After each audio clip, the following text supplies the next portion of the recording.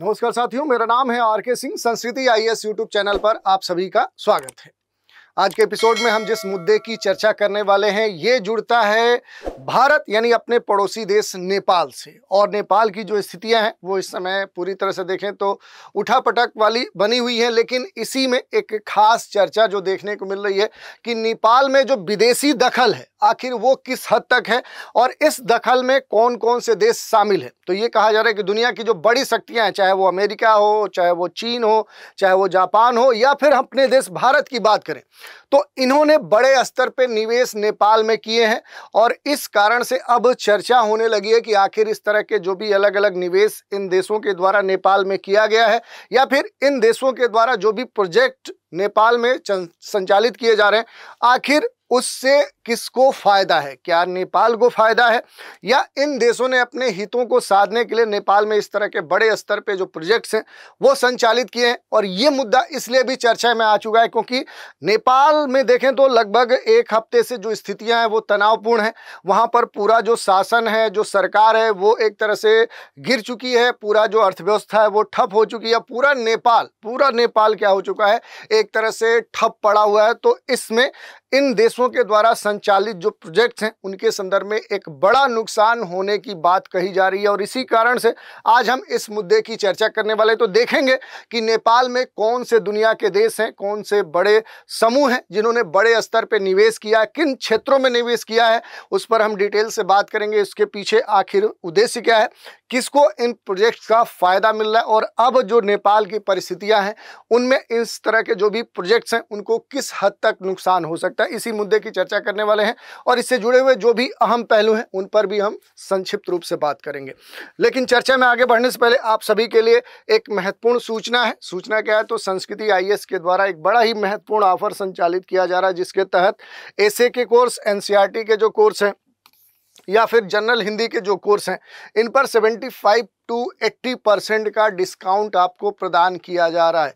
खास बात है कि 6 दिनों के लिए इस डिस्काउंट के अलावा 10% का और भी छूट आपको दिया जा रहा है। लेकिन इसमें कंडीशन है, इसके लिए समय सीमा निर्धारित की गई है 10 से लेकर 15 सितंबर 2025 के बीच में ही अगर इन कोर्स में आप नामांकन करवाते हैं तभी इस छूट का लाभ प्राप्त कर सकते हैं। इसके अलावा भी अगर कोई जानकारी आप चाहते हैं तो नीचे दिए गए जो नंबर है 9555124124 पे कॉल करके जानकारी प्राप्त कर सकते हैं। दूसरा तरीका है संस्कृति आईएएस की जो वेबसाइट है यहाँ विजिट करके भी संबंधित जानकारी आप प्राप्त कर सकते हैं। अब थोड़ा सा यहाँ पर हम बात करेंगे कि नेपाल की जो परिस्थितियां हैं वो परिस्थितियां बड़ी ही बदतर स्थिति में है क्योंकि नेपाल में हिंसा हुई है, बवाल हुआ है, सरकार वहां गिर गई है, फिर से नई सरकार बनाने की कवायद शुरू हो चुकी है। हालात सामान्य होने में हो सकता है कि अब कुछ समय लगे। यहां तक कि ये कहा जा रहा है कि देश भर में जो स्थिति है वो सुधरने में महीनों लग सकता है। और इसी बीच उन देशों की चर्चा होनी शुरू हो गई है जो भारी भरकम जो निवेश है वो नेपाल में कर चुके हैं। कई सारे जो प्रोजेक्ट्स हैं वो संचालित कर रहे हैं, रेगुलेट कर रहे हैं।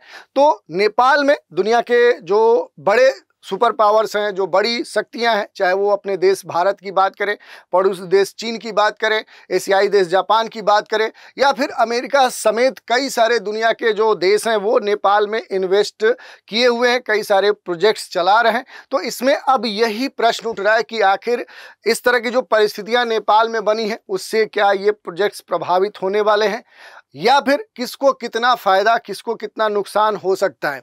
और ये जो प्रोजेक्ट संचालित किए जा रहे हैं आखिर इन देशों के द्वारा किस उद्देश्य को साधने के लिए किए जा रहे हैं, इस पर भी अब चर्चा होने लगी है। तो डिटेल से हम बात करेंगे कि भारत, चीन, जापान या अमेरिका जैसे जो देश है या अन्य जो देश हैं जो नेपाल में बड़े स्तर पे निवेश किए हुए हैं, आखिर उससे किसको कितना क्या फायदा हो रहा है। तो इस सभी बिंदुओं पर हम डिटेल से बात करेंगे। अब एक थोड़ा सा जो मुद्दा है कि नेपाल में जो एक पूरा जो स्थिति है वो उठापटक वाली है। और ये जो हिमालयी देश है यहाँ पर जो भी एक तरह से देखें तो स्थितियां हैं वो तो पूरी तरह से नुकसानदेह बनी हुई है। बल्कि दुनिया के कई सारे जो देश हैं उनकी भी कहीं ना कहीं अब जो नजरें हैं वो नेपाल के तरफ गड़ी हुई हैं। इसके पीछे यही बात आती है क्योंकि जो नेपाल की आंच है ये कई सारे देशों तक पहुंच चुकी है। खासतौर पे उन देशों के लिए खासा नुकसान कर सकती है जो नेपाल में बड़े स्तर के फंड निवेश किए हुए हैं। उनके फंड से नेपाल में कई सारी जो परियोजनाएं हैं वो चल रही हैं, उन पर काम चल रहा है। तो ये जो मूवमेंट वहाँ पर आंदोलन, तनाव, इस तरह की जो स्थिति है वो देखने को मिल रही है। तो इसकी जद में हो सकता है कि दुनिया के देशों के द्वारा संचालित जो प्रोजेक्ट्स हैं वो इसकी कहीं ना कहीं साए में आ जाए, इसके जद में आ जाए, क्योंकि बीते सप्ताह से देखें तो लगभग पूरा जो नेपाल है वो ठप पड़ा हुआ है। ऐसे में किसी भी प्रोजेक्ट्स में जो अब स्टार्ट होने वाले थे, एक लंबा समय हो सकता है, उसमें विलंब हो सकता है, जो चल रहे थे वो ठप पड़ सकते हैं, उनको नुकसान हो सकता है। तो जिस उद्देश्य से दुनिया के देश नेपाल में इस तरह के बड़े निवेश के द्वारा प्रोजेक्ट संचालित करने जा रहे थे या फिर कर रहे थे, तो उन पर क्या इम्पैक्ट पड़ेगा उस पर भी आज हम बात करने वाले हैं। चलिए स्टार्ट करते हैं और कुछ बड़े ही महत्वपूर्ण रोचक जो बिंदु हैं उन पर हम बात करेंगे, क्योंकि नेपाल की अगर बात करेंगे, इसकी भौगोलिक अवस्थिति की बात करें तो हिमालय की गोद में बसा हुआ क्या है, एक पूरी तरह से स्थलबद्ध देश है। यानी कि इसकी जो सीमाएं हैं ये अलग अलग भूमियों से घिरी हुई हैं। खासतौर पे आप देखेंगे तो नेपाल की जो एक लंबी सीमा है वो भारत के साथ आपको देखने को मिलेगी। तो यहाँ पर जो इसके पड़ोसी देश हैं, चाहे वो भारत, चीन हो या एशियाई देश जापान हो या दूरस्थ जो साझेदार अमेरिका हो, तो इसके साथ दुनिया के अनेक जो राष्ट्र हैं जिन्होंने नेपाल के इंफ्रास्ट्रक्चर, यहाँ के एनर्जी, यहाँ के हेल्थ, यहाँ के एजुकेशन या सोशल इकोनॉमिक डेवलपमेंट से जुड़े हुए बहुत सारे जो प्रोजेक्ट्स हैं उनमें निवेश कर रखा है। तो ये कहा जा रहा है कि अब नेपाल में जो भी नेपाल की जो डेवलपमेंट है, जो ग्रोथ है, जो विकास यात्रा है, उसमें केवल नेपाल के संसाधनों का रोल ही केवल नहीं है, बल्कि दुनिया के बाहरी जो संसाधन है या जो बाहरी सहयोग है उन पर भी नेपाल काफ़ी हद तक, नेपाल का जो विकास है वो निर्भर करता है। और इसमें सबसे महत्वपूर्ण वही देश हैं जो दुनिया के सुपर पावर्स हैं, जैसे कि हमने बात की कि भारत भी है, चीन भी है, जापान भी, नेपाल भी है, या दुनिया के कई सारे जो देश हैं वो यहाँ पर निवेश कर चुके हैं। नेपाल में जो मचा हुआ जो बवाल है, इसके बीच में ये जानने का प्रयास करना सबसे महत्वपूर्ण हो सकता है कि किस देश को या किस देश के द्वारा बड़े स्तर पर जो परियोजनाएं हैं वो नेपाल में संचालित की जा रही है, किन क्षेत्रों में वो देश नेपाल के निवेश कर चुके हैं। तो नेपाल की जो भौगोलिक रूप से देखें तो जो एक रणनीतिक जो स्थिति है, अब वो देश दुनिया के लिए चर्चा का विषय बनी हुई है, क्योंकि भारत चीन के बीच में स्थित ये बड़ा ही महत्वपूर्ण रणनीतिक एक देश माना जाता है। और यही वजह है कि कई सारे जो बड़े देश हैं वो क्या करते हैं, नेपाल में अपने प्रोजेक्ट्स लगाते हैं ताकि वो चीन और भारत को साध सके। तो इस कारण से देखें तो नेपाल इस समय चर्चा का विषय बना हुआ है। इससे जुड़े हुए बहुत सारे बिंदु हैं, जैसे कुछ दुनिया के प्रमुख जो देश हैं उनके अगर प्रोजेक्ट्स की बात करेंगे तो इसमें भारत सबसे पहले आ जाता है। भारत की अगर बात करेंगे तो कई सारे जो हाइड्रो पावर प्रोजेक्ट्स हैं वो क्या करता है, भारत नेपाल में संचालित करता है। जैसे अरुण थर्ड है, पश्चिम सेती है, सड़क और रेलवे जो कनेक्टिविटी है उस पर भी भारत बड़े स्तर का निवेश कर चुका है। हेल्थ एजुकेशन सपोर्ट भी नेपाल को प्रदान करता है। और क्यों करता है, ये सबसे अहम बात हो जाती है कि आखिर बड़े स्तर पे जो इन्वेस्टमेंट है वो भारत के द्वारा नेपाल में क्यों किया गया। तो देखिए इसके पीछे कई सारे कारण हैं। एक तो जो सांस्कृतिक कारण है वो सबसे अहम हो जाता है, क्योंकि जो नेपाल है वो कई मामलों में भारत से इसकी जो संस्कृति है वो मैच खाती है। और इसी के ध्यान में रखते हुए देखेंगे तो जो भी इकोनॉमिक इम्पैक्ट है, जो आर्थिक प्रभाव है, उन आर्थिक प्रभावों को ध्यान में रखते हुए या फिर कह सकते हैं एनर्जी कोऑपरेशन के तहत क्या है कि उसके तहत जो भारत है वो नेपाल में बड़े स्तर पे जो निवेश है वो किए हुए। अगर चीन की बात करें, थोड़ा थोड़ा पहले देख लेते हैं फिर डिटेल में देखेंगे। तो चीन की अगर बात करेंगे तो जो BRI जो एक बहुप्रतीक्षित जो महत्वाकांक्षी योजना है चीन की, बेल्ट एंड रोड इनिशिएटिव, इसके तहत देखें तो नेपाल में चीन इंफ्रास्ट्रक्चर जनरेट कर रहा है। हाइड्रो पावर और जो भी रोड प्रोजेक्ट्स हैं उनमें बड़े स्तर का जो चीन है वो नेपाल में निवेश किया है। इंडस्ट्रियल जो पार्क्स हैं उन्हें डेवलप कर रहा है। और बात करें कि आखिर चीन इस तरह के जो भी निवेश हैं वो नेपाल में क्यों कर रहा है, तो देखिए क्योंकि अगर बात करेंगे तो अपनी जो रणनीतिक पहुंच है, वो रणनीतिक जो पहुंच है वो बनाने के साथ रणनीतिक स्तर पे कह सकते हैं कि जो प्रभाव है वो उपस्थित करने के लिए जो चीन है वो नेपाल में अपनी पैठ बना रहा है। और इसके पीछे क्या है, पावर बैलेंस है। दूसरी बात क्या कह सकते हैं कि जो पावर बैलेंस की बात है कि यहाँ पर जो चीन है वो किसको पावर बैलेंस करना चाहता है, तो वो भारत को काउंटर करना चाहता है। भारत के साथ जो बैलेंस ऑफ जो पावर है उसको फिक्स करने के लिए, संतुलित करने के लिए नेपाल को हमेशा अपना टारगेट बनाता है। इसके अलावा अगर आप देखेंगे तो अमेरिका है, अमेरिका का जो एमसीसी जो कम्पैक्ट 500 मिलियन यूएसडी जो ग्रांट है रोड और ट्रांसमिशन लाइन जो प्रोजेक्ट्स है वो वहाँ पर अमेरिका संचालित कर रहा है। डेमोक्रेसी और गवर्नेंस से जुड़े बहुत सारे जो प्रोग्राम्स हैं उनको संचालित करा है। और अगर अमेरिका की बात करेंगे, अमेरिका इस तरह के बड़े जो प्रोजेक्ट्स हैं वो नेपाल में क्यों संचालित कर रहा है, इससे उसको क्या फ़ायदा है। तो देखिए ये भी क्या करता है कि रणनीतिक जो उपस्थिति है वो अपनी बनाना चाहता है एशिया में, और उसी उपस्थिति को साधने के लिए क्या करता है कि नेपाल में बड़े स्तर पर निवेश करता है। दूसरा जो यहाँ पर अमेरिका का जो टारगेट है वो कौन सा है, वो चाइना है, और चाइना को काउंटर करने के लिए क्या करता है, ये नेपाल का इस्तेमाल करता है, वहाँ पर बड़े स्तर पे जो प्रोजेक्ट्स है वो संचालित करता है। ऐसे ही जापान की स्थिति है, जापान क्या करता है, तो जापान क्या है कि जो सॉफ्ट पावर है, जो सॉफ्ट पावर की बात की जाती है या फिर डेवलपमेंट जो कोऑपरेशन है उस स्तर पे अपनी छवि को सुधारने के लिए क्या करता है कि नेपाल में बहुत सारे जो प्रोजेक्ट्स हैं, चाहे वो हेल्थ से जुड़े हो, एजुकेशन से हो, ट्रांसपोर्ट से हो, तो इस तरह के जो भी मदद है वो जापान यहाँ पर पहुँचाता है। अगर थोड़ा सा एनालिसिस हम करें तो देखिए नेपाल में जो भी फॉरेन इन्वेस्टमेंट है वो सिर्फ डेवलपमेंट का मुद्दा नहीं है। पहले हमने बताया कि यहाँ सब क्या है कि इसकी जो स्ट्रेटेजिक लोकेशन है उसे क्या करते हैं, साधने का प्रयास करते हैं, यानी जियोपॉलिटिकल जो राइवलरी है उसको ध्यान में रखते हुए ये दुनिया के जो देश हैं ये बड़े स्तर पे जो फंड है, जो पैसा है वो नेपाल में क्या करते हैं, झोंकते हैं। क्यों कि नेपाल की जो अवस्थिति है, जो रणनीतिक अवस्थिति है, उससे क्या किया जा सकता है कि फ़ायदा उठाया जा सकता है। और इसी कारण से देखें तो भारत चीन यहाँ पर एक तरह से इन्फ्लुएंस जो बैटल है वो लड़ रहे हैं। अमेरिका का जो देश है वो इंडो पैसिफिक रीजन में देखें तो जो अपनी स्ट्रेटजी है उसको मजबूत करने के लिए वो नेपाल में अपनी पैठ बना रहा है। जापान की बात करें तो वो सॉफ्ट जो बैलेंसर है उसकी भूमिका में अपने को स्थापित करने के लिए नेपाल में बड़े स्तर पे प्रोजेक्ट्स लगा रहा है। नेपाल के लिए अगर बात करें तो इस तरह के जो भी दुनिया के देशों के द्वारा जो प्रोजेक्ट्स हैं जो नेपाल में लगाए जाते हैं उससे क्या होता है कि नेपाल को फ़ायदा तो मिलता है, क्योंकि वहाँ का जो भी इंफ्रास्ट्रक्चर्स हैं वो डेवलप होता है, उसकी जो इकोनॉमी है उसकी ग्रोथ होती है। लेकिन जो निर्भरता की बात है कि इस तरह के दुनिया के जो देश हैं नेपाल में बड़े स्तर पे उसको पैसा दे रहे हैं, उसका विकास कर रहे हैं, तो इससे क्या है कि वो पूरी तरह से डिपेंड बना हुआ है अपने स्तर पे, बड़े स्तर पे कह सकते हैं कि वो खुद अपनी ज़रूरतों के लिए अपने स्तर पे काम नहीं कर पा रहा है। दूसरी बात करें तो स्ट्रेटजिक जो एक वल्नरेबिलिटी है उसकी भी बढ़ती हुई जो एक मुद्दा है, एक संभावना है, उसको लेकर भी नेपाल के लिए एक चिंताजनक स्थिति उत्पन्न हो सकती है।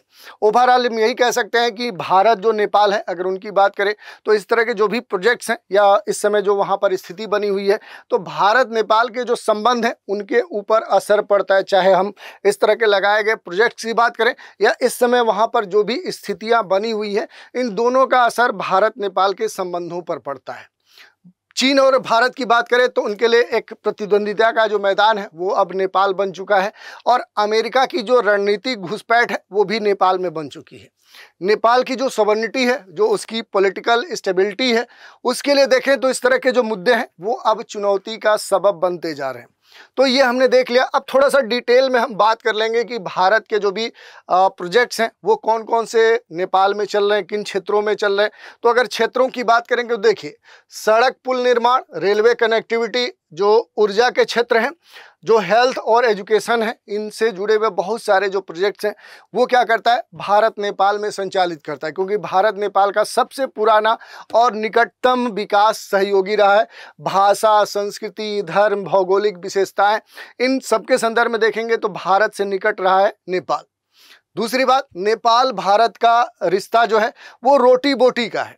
दोनों देश देखेंगे तो आपस में गहरे संबंधों तक जुड़े हुए हैं, और ऐसे में भारत ने खासा जो निवेश है वो क्या किया है, नेपाल में कर रखा है।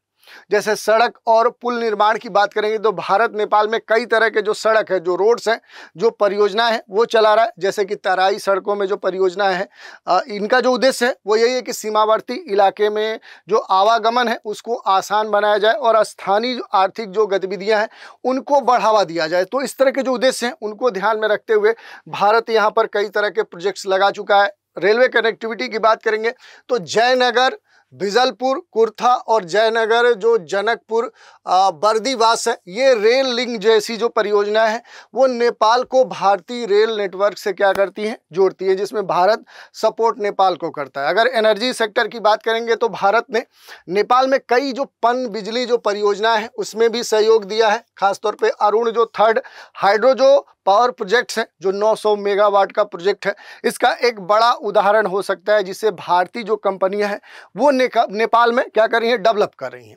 अगर हेल्थ एजुकेशन की बात करेंगे तो भारत के द्वारा कई सारे जो अस्पताल हैं, स्कूल हैं, प्रशिक्षण जो केंद्र है वो बनाए गए हैं और पूरे नेपाल में भारत ने भूकंप पुनर्वास जो योजना है उसके तहत 50,000 से अधिक जो घर हैं उनका पुनर्निर्माण कराया है।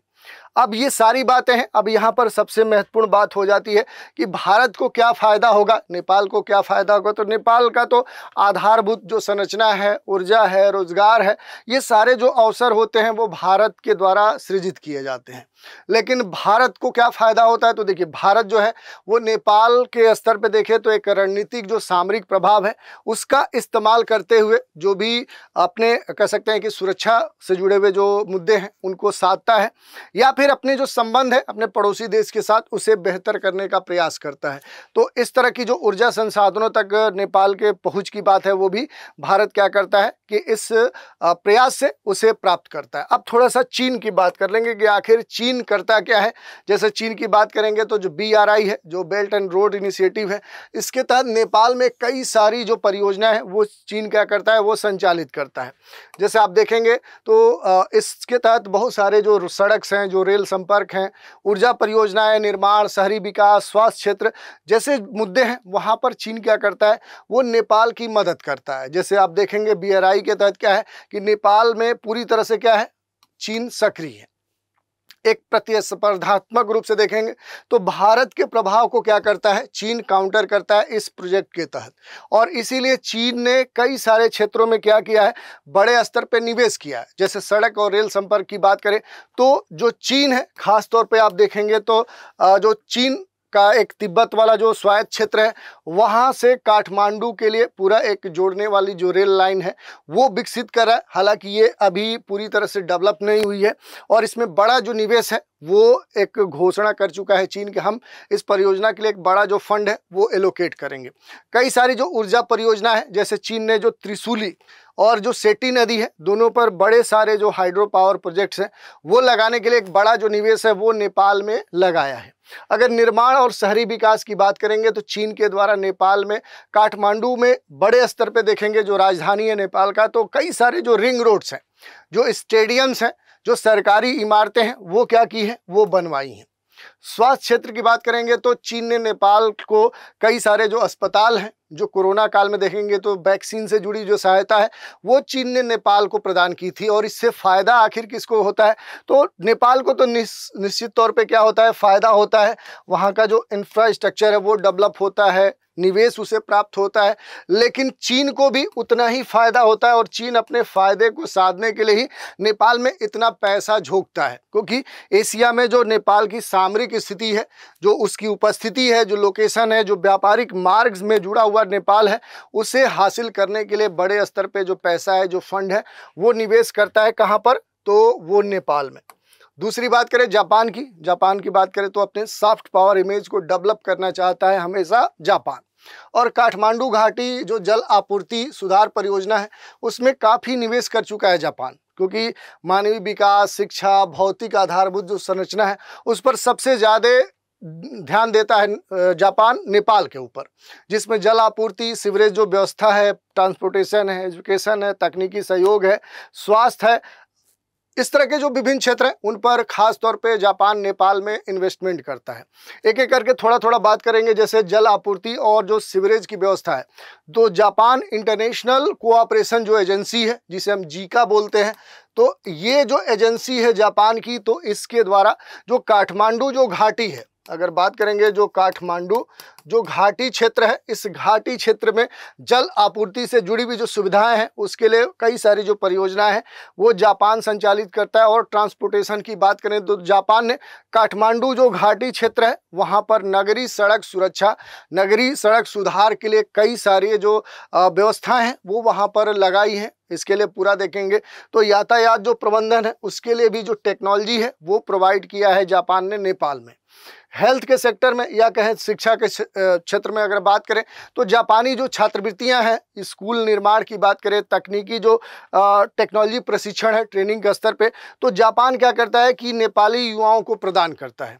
और हेल्थ के स्तर पे देखेंगे तो जो त्रिभुवन यूनिवर्सिटी है कहाँ की, नेपाल की, तो इस यूनिवर्सिटी से जुड़े हुए जो भी शिक्षण अस्पताल हैं उसके विस्तार में कई सारे जो ग्रामीण स्वास्थ्य केंद्र है उसे भी स्थापित करने में जापान ने नेपाल की मदद की है। अब जापान की अगर बात करें कि आखिर जापान इस तरह का जो निवेश है, जो मदद है, जो सहायता है वो क्यों करता है और नेपाल को इससे क्या फायदा होगा, तो नेपाल तो हर मामले में क्या है मलाई खा रहा है, क्योंकि उसे क्या होता है कि मानव संसाधन के जो भी विकास से जुड़ी हुई जो बातें हैं वो जापान से उसे प्राप्त होती है। लेकिन जापान क्या फायदा उठाता है, तो जापान अपने सॉफ्ट पावर की जो इमेज है उसे क्या करता है, उस छवि को और मजबूत करता है। इस तरह के नेपाल में अपने जो भी राहत कार्य या जो भी नागरिक से जुड़े हुए सुधार कार्य हैं। अब यहाँ पर सबसे बड़ी बात हो जाती है दुनिया के दादा कहलाने वाले अमेरिका की, अमेरिका के जो राष्ट्रपति ट्रंप है, या अमेरिका की बात करें कि अमेरिका करता क्या है नेपाल में, किस तरह का इन्वेस्टमेंट किया है। तो देखिए अमेरिका $500 मिलियन से बिजली लाइनें जो सड़कें हैं वो बना रहा है। अमेरिका विशेष करके अगर बात करेंगे कि नेपाल में करता क्या है, तो ये गवर्नेंस, लोकतंत्र और आर्थिक विकास पर केंद्रित जो भी परियोजनाएं हैं उनके लिए नेपाल में पूरी तरह से क्या करता है, एक्टिव बना रहता है। और मिलेनियम जो चैलेंज कोऑपरेशन समझौता है वो MCC जो समझौता है ये बड़ा ही चर्चा में था। अगर इस समझौते की बात करें तो ये सबसे चर्चित क्या है, प्रोजेक्ट माना जाता है, जिसके तहत लगभग $500 मिलियन जो डॉलर की बात कही जा रही है वो जो सहायता है वो अमेरिका नेपाल की कर रहा है। जिसमें क्या किया जाएगा, तो बिजली जो प्रसारण लाइनें हैं, जो सड़कें हैं वो अमेरिका नेपाल में डेवलप कर रहा है। यही नहीं, जो लोकतंत्र की बात हम कर रहे हैं, लोकतंत्र और सुशासन की बात करें तो अमेरिका ने नेपाल में लोकतांत्रिक जो संस्थाएं हैं उनको मजबूत करने, नागरिक जो स्वतंत्रता है, पत्रकारिता है और महिला जो सशक्तिकरण है, विमेन जो एम्पावरमेंट है, उसके लिए कई सारे जो कार्यक्रम है वो भी संचालित करता है।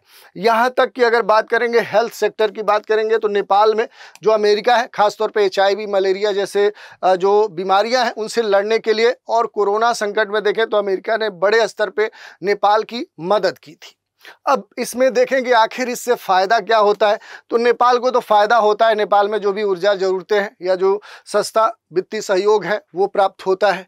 लेकिन अमेरिका क्या करता है कि एशिया क्षेत्र में, अगर एशिया में देखेंगे तो अपनी जो भू राजनीतिक जो बढ़त है, जो मौजूदगी है वो नेपाल के माध्यम से क्या करता है, उपस्थिति अपनी बनाता है। और क्यों बनाता है, तो ये हमेशा क्या करता है, चीन को संतुलित करना चाहता है, चीन को काउंटर करना चाहता है, क्योंकि चीन का बढ़ता हुआ जो प्रभाव है एशिया में उससे क्या होता है कि अमेरिका हमेशा डरता है। और उसको ध्यान में रखते हुए नेपाल में चीन को काउंटर करने के लिए क्या करता है कि अमेरिका बड़े स्तर पर निवेश करता है और संतुलित करना चाहता है जो चाइना का पावर है। तो इस तरह की जो बात है, इसके अलावा भी अगर आप देखेंगे तो दुनिया के कई सारे जो देश हैं उनके जो प्रोजेक्ट्स हैं वो नेपाल में लगे हुए। जैसे देखिए कुछ यूरोपीय यूनियन की बात करेंगे तो जो EU है ये शिक्षा सुधार, आपदा प्रबंधन, मानव अधिकार संरक्षण से जुड़े हुए बहुत सारे जो प्रोजेक्ट्स हैं वो नेपाल में संचालित करता है। जो स्विट्जरलैंड है ये क्या करता है कि ग्रामीण सड़कें, कौशल विकास से जुड़ी हुई जो परियोजनाएं हैं उस पर नेपाल की मदद करता है। ऐसे ही जर्मनी की बात करेंगे तो जर्मनी जो है वो पर्यावरण, अक्षय ऊर्जा और वानिकी जैसे जो सेक्टर्स हैं वहां पर एक्टिव पोजीशन में नेपाल में बना हुआ है। अब यहाँ पर जो संयुक्त राष्ट्र एजेंसियां हैं, चाहे वो UNDP हो, यूनिसेफ हो, WHO है, ये सभी क्या करती हैं कि स्वास्थ्य, शिक्षा, बाल विकास और पर्यावरण जैसे जो क्षेत्र हैं उन पर नेपाल की मदद करते हैं। अब फाइनल स्तर पर अगर हम बात करें तो नेपाल में इन परियोजनाओं से ये तो क्लियर हो गया, ये तो स्पष्ट हो गया कि भारत और चीन बुनियादी ढांचे और ऊर्जा में प्रभुत्व चाहते हैं, जबकि जापान जो है वो शिक्षा स्वास्थ्य पर फोकस करता है और अमेरिका जो है वो शासन प्रणाली या फिर जो भी राजनीतिक ढांचे हैं उसमें क्या दिखाता है, अपना इंटरेस्ट दिखाता है, अपनी दिलचस्पी दिखाता है। नेपाल कोशिश ये करता है कि इन सब देशों के साथ वो क्या करे, एक बैलेंस जो कही जाती है कि एक संतुलन की रणनीति बनाए रखना चाहता है और इसलिए बनाए रखना चाहता है कि उसे अधिकतम लाभ इन देशों से प्राप्त हो सके और किसी एक पर जो अति निर्भरता की बात है वो नेपाल उससे बच सके। इसी कारण से दुनिया के विभिन्न देशों के साथ सहयोग प्राप्त करता है नेपाल और उनकी ज़रूरतें पूरा करता है। हालांकि नेतृत्व की बात करेंगे तो नेतृत्व की जो मंशा है उसके मुताबिक कई बार किसी देश की ओर उसका झुकाव देखा जाता है, लेकिन ये अस्थायी कभी भी नहीं रहा है। नेपाल अपनी ज़रूरतों के हिसाब से जो भी संबंध है उसे विकसित करते रहता है। अब यहाँ पर संक्षिप्त में देखें कि नेपाल में जो भी विदेशी प्रोजेक्ट्स हैं उनसे किसको फ़ायदा है। जैसे नेपाल की अगर बात करें तो नेपाल में जो भी बेसिक इंफ्रास्ट्रक्चर है, जैसे हम सड़क की बात करें, पुल की बात करें, ऊर्जा, शिक्षा, हेल्थ, आर्थिक जो मामले हैं उनमें सीधा फ़ायदा मिलता है किसको, नेपाल को। अब जो देश हैं दुनिया के जो वहाँ पर निवेश किए हैं उनको अगर संक्षिप्त में एक जगह हम देखें कि आखिर उनको क्या फ़ायदा होता है, तो भारत की बात करें, ऊर्जा और राजनीतिक जो प्रभाव है उसका एक बड़ा लाभ मिलता है नेपाल के दृष्टिकोण से। दूसरी बात करें तो अमेरिका जो राष्ट्र है वो चीन के प्रभाव को संतुलित करता है, लोकतंत्र को प्रोत्साहित करने में उसे यूज करता है और चीन जो है वो अपने भू रणनीतिक पहुंच को ध्यान में रखते हुए सीमा पार व्यापार को साधने के लिए, और जापान जो है वो सॉफ्ट पावर और एशिया में स्थिरता लाने के लिए क्या करता है कि नेपाल का इस्तेमाल करता है।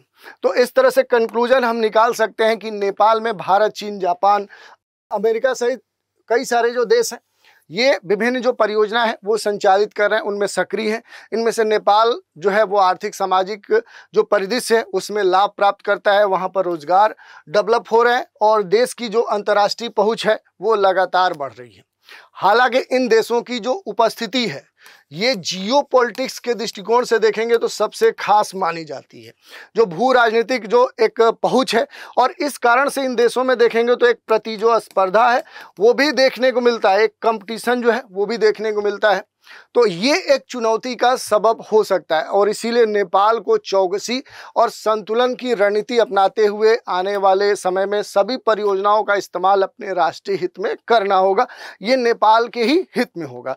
तो इस तरह की जो बातें हैं वो भी हम देख सकते हैं। खास तौर पे देखेंगे जो नेपाल है, नेपाल को एक मल्टी वेक्टर जो डिप्लोमेसी है वो अब आने वाले समय में अपनानी होगी। खास तौर पे इस समय जो वहाँ की परिस्थितियाँ हैं ये क्या है कि वहाँ के राजनीति को बिगाड़ सकती हैं, वहाँ के सौहार्द को बिगाड़ सकती हैं, नेपाल का जो विकास है उसे रोक सकती हैं। और इसी कारण से ये कहा जा रहा है कि नेपाल को किसी एक देश पर जो निर्भर होने की बात है उससे बचना होगा। अगर भारत के लिए बात करें तो भारत के लिए नेपाल में विश्वसनीय जो विकास पार्टनर है वो बने रहना सबसे महत्वपूर्ण बात है।